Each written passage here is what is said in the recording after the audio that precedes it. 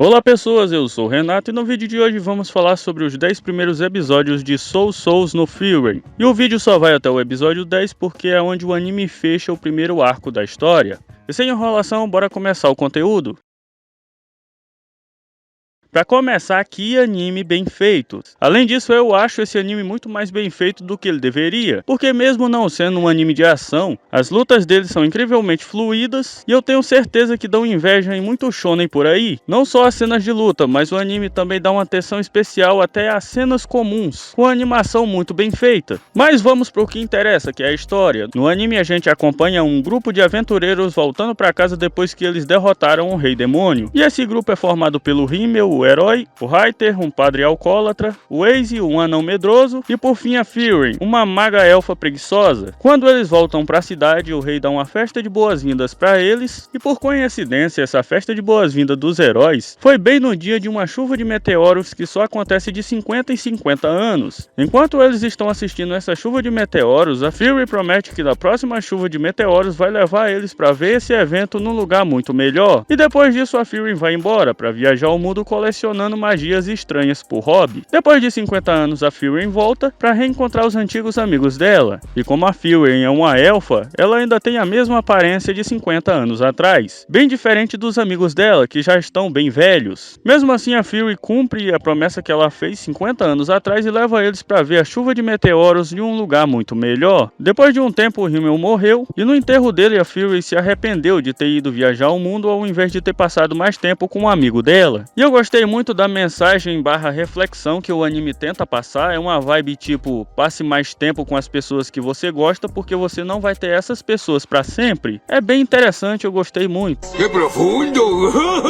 Depois disso, o que vocês acham que a Frieren faz? Ela passa mais tempo com os amigos dela que ainda estão vivos? De jeito nenhum. Ela volta a viajar o mundo colecionando magias por hobby. 20 anos depois, ela decide finalmente visitar o Reiter. Quando a Frieren reencontra o Reiter, ele tá ainda mais velho.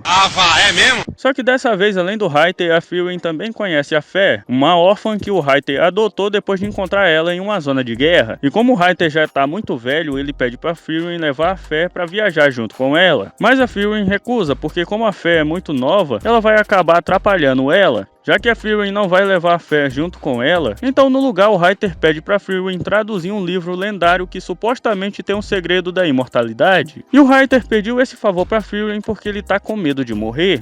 A Frieren aceita a tarefa, mas ela disse que vai demorar alguns anos para que ela termine de traduzir esse livro. Daí o Reiter pede pra Frieren treinar a Fé enquanto ela traduz ele.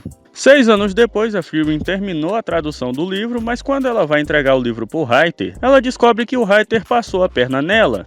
A Frieren diz pra ele que o livro não tem nada sobre mortalidade, e ela descobre que o Reiter não tinha medo da morte em si, mas sim que ele tinha medo de morrer e deixar a Fé sozinha. Ele usou o livro como desculpa pra Frieren passar tempo suficiente com eles para que ela treinasse a Fé, e como a Fé já é uma maga até bem poderosa, ela pode viajar com a Frieren sem atrapalhar ela. Depois de um tempo, o Reiter também morre e a Frieren e a Fé começam a viajar juntas, trabalhando como aventureiras, só que os trabalhos que elas fazem são muito nada a ver. Elas colhem abóboras, limpam estátuas, procuram uma flor extinta só para usar como decoração numa estátua do Himmel abandonada que elas encontram. Eu acho que a tarefa mais importante que elas fazem é derrotar um general do Rei Demônio que estava quase se libertando. O grupo do Himmel prendeu ele 80 anos atrás, porque nem o Himmel nem ninguém do grupo dele tinha força suficiente para matar ele naquela época. Mas depois de 80 anos, a Frieren, com a ajuda da Fé, conseguiu derrotar ele com apenas um golpe. Depois disso, o anime fica meio arrastado, e veja bem, eu disse arrastado e não chato. Depois de derrotar esse general do Rei Demônio, a Frieren e a Fé arrumam um trabalho de gari para limpar uma praia. E nessa parte o anime aproveita para apresentar a Frieren um pouquinho melhor. E uma coisa que eu achei bem interessante é que quando a Frieren viajava com o grupo do Himmel, ela era extremamente preguiçosa. E agora, mesmo já tendo passado quase um século desde a viagem dela com o grupo do Himmel, a Frieren continua extremamente preguiçosa. E uma coisa que esse anime faz e que não me incomoda é que ele fica o tempo todo mostrando alguns flashbacks da Frieren viajando com o grupo do Himmel, para dar contexto em algumas situações que a Frieren está enfrentando. Mas voltando para a parte que a Frieren é preguiçosa. A Frieren tem tanta preguiça que a Fer tem que levantar ela todos os dias, vestir, dar comida e ainda arrastar ela para o trabalho todo dia de manhã. E uma coisa que eu esqueci de falar é que além além de tudo isso, a Fury ainda gosta de gastar o dinheiro delas com coisas inúteis, tipo ossos e drogas. Essa é uma droga mágica que produz roupas. Vai já devolver isso. Ela é muito safadona, ela.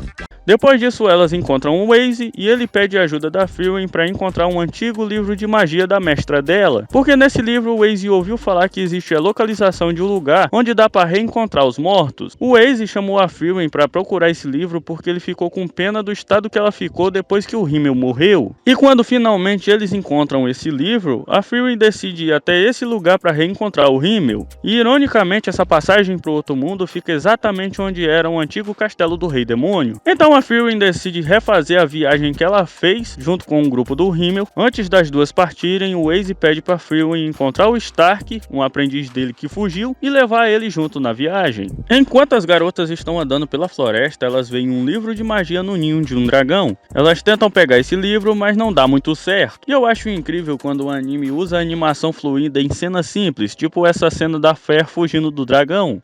Perto desse ninho do dragão, elas encontram uma vila, e nessa vila os moradores falam para elas que o Stark é incrível, forte e poderoso, porque há pouco tempo atrás o dragão atacou a vila e o Stark expulsou o dragão sozinho. Depois disso, o Stark começou a proteger a vila do dragão. Bom, essa é a história que eles acreditam, quando na verdade, quando a Fury e a Fer vão falar com o Stark, elas descobrem que o Stark é um grande covarde. Ele ainda tenta bancar o fodão com as garotas, mas logo ele confessa que quando o dragão atacou a vila, o Stark só encarou o dragão de frente, porque quando ele ficou cara a cara com o dragão, ele congelou de medo.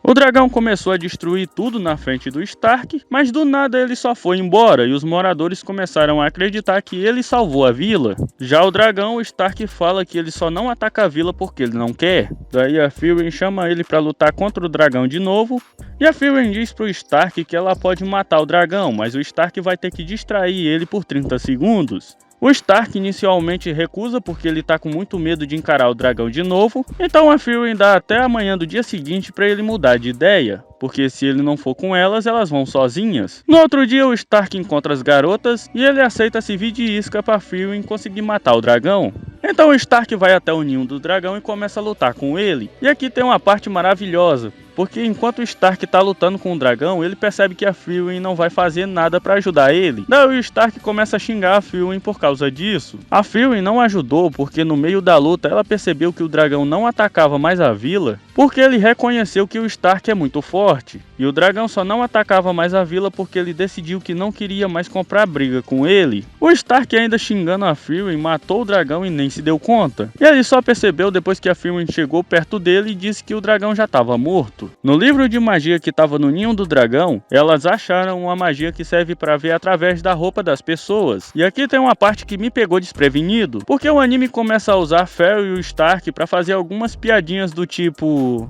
E aí, conseguiu ver? Consegui, mas não é uma magia muito interessante. Desculpa, Fern, se meu corpo não é muito interessante.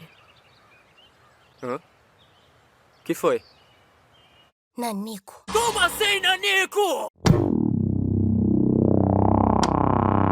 Depois disso, Stark agradece os moradores da vila e se une a Fury na viagem para o castelo do Rei Demônio. Então eles chegam em uma cidade e a Fury vê demônio junto com as pessoas, em uma suposta missão de paz. Só que a Fury, por experiência própria, sabe que isso é impossível. Ela tenta matar os demônios, mas o Lorde da região para ela e acaba mandando a Fury para a cadeia. Na cadeia, o Stark e a Fer questionam o porquê a Fury tentou matar os demônios, mesmo eles dizendo que estão supostamente em missão de paz. A Fury explica que os demônios são monstros que sabem falar, mas eles não entendem o significado das palavras. A Fury diz que basicamente os demônios só aprenderam a falar a língua dos humanos, porque assim seria muito mais fácil os demônios caçarem eles. E acabou que a Fury estava certa. O Lugna e seus dois ajudantes, a Linha e o Dark, na verdade, eles só querem encontrar uma forma de destruir uma barreira de proteção que existe ao redor da cidade. Quando essa barreira que protege a cidade cair, ela vai ser invadida por um general do Rei Demônio chamado Áurea Guilhotina e seu exército de soldados mortos-vivos. O Dark percebe que a Fury é uma ameaça, já que ela percebeu logo de cara o plano deles e por isso ele decide matar a Fury sozinho. O Dark vai até a prisão, ele tenta decapitar a Fury, mas essa elfa é tão bolada que ela dá um jeito de sobreviver ao ataque e ela ainda vira o jogo, e o Dark é quem acaba sendo decapitado. Então a Fury decide fugir da prisão, porque quando um demônio morre, ele simplesmente evapora. E o Dark, antes de tentar matar a Fury, ele matou o guarda da prisão. Então, para Fury não ser condenada à morte por um crime que ela não cometeu, ela decide sair da cidade e enfrentar a Áurea Guilhotina sozinha. Enquanto ela anda pela cidade, ela encontra a Fury e o Stark. E eles querem a ajuda da Fury para matar os demônios que estão na casa do Lorde, mas a Fury manda eles irem sozinhos. E quando o Lorde viu que o Dark sumiu, ele percebeu que foi enganado e quando ele vai matar os demônios já é tarde demais e ele acaba capturado. Então a Fé e o Stark invadem a mansão do Lorde e encontram ele preso. Daí a Fé e o Stark têm uma pequena luta contra o Lugner e a Linha, mas no final a Fé consegue ferir o Lugner o suficiente para que eles tenham tempo de fugir. Daí eles levam o Lorde para uma igreja, e então mesmo morrendo de medo, o Stark decide lutar contra os demônios. Enquanto isso, a Fé vai até o portão da cidade com o emblema do Lorde para mandar os soldados evacuarem a cidade. Mas não dá tempo e eles acabam sendo encontrados pelo Lugner. O Lugner manda a Linha matar o Stark, enquanto isso ele vai matar a Fé. E meu Deus, que batalha incrível! As duas são, na verdade. Do lado do Stark, ele descobre que a Linha tem tipo as habilidades de um Sharingan. Ela pode copiar as habilidades de uma pessoa só olhando para ela. E fica pior ainda, ela copiou as habilidades do Ace da última vez que o grupo do Rimmel lutou contra a Áurea Guilhotina.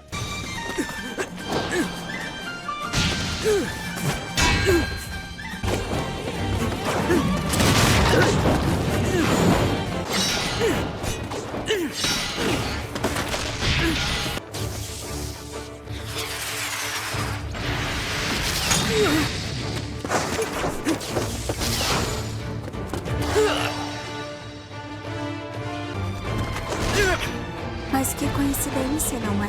O destino é tão interessante. E no final Stark vence a Linha por pura força de vontade. Mestre, o senhor e a sua lógica bizarra. É fácil. Valtteri!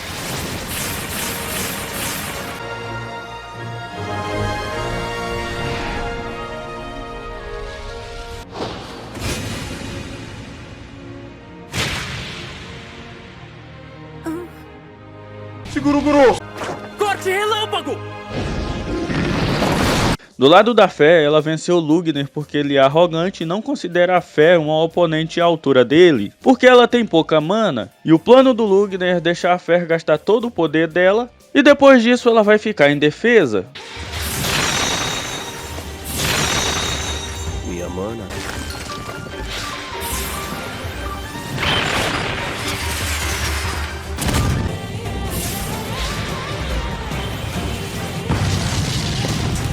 E com que ela gaste toda a mana dela. Se ao menos eu encontrasse uma brecha.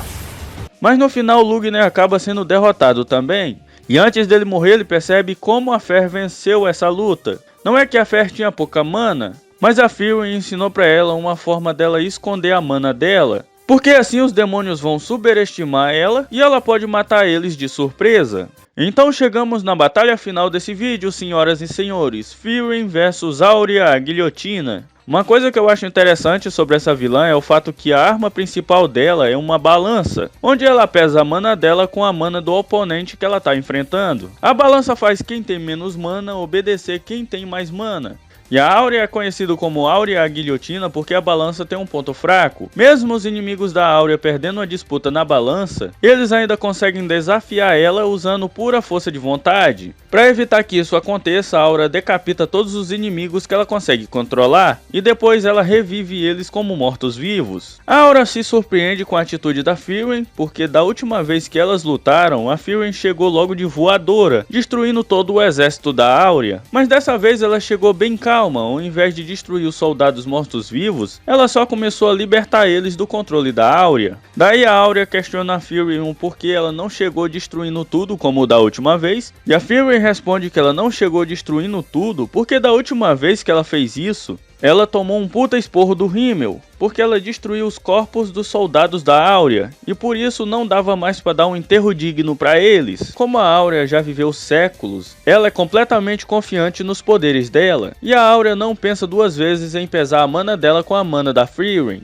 Aura pega uma espada para decapitar a Fury, mas enquanto ela anda em direção da Fury, a balança começa a pender para o lado da Fury. A Aura fica confusa de como a Fury, mesmo tendo menos poder, conseguiu derrotar ela. A Fury revela para Aura que ela é uma maga que já viveu mais de 1 milênio, e esse tempo todo ela estava escondendo o poder verdadeiro dela. Daí a Fury manda a Aura tirar a própria vida, e a Aura corta a própria cabeça fora. Depois disso, o Lorde agradece a Fury, a Fer e o Stark por eles terem salvado a cidade, e depois disso eles voltam para a jornada deles em direção ao castelo do Daimao. Se você chegou até aqui e ainda não assistiu Soul Souls no Frieren, vai lá assistir, vale muito a pena. E esse foi o vídeo de hoje, feliz ano novo, espero ver todos vocês aqui no próximo vídeo. Até a próxima!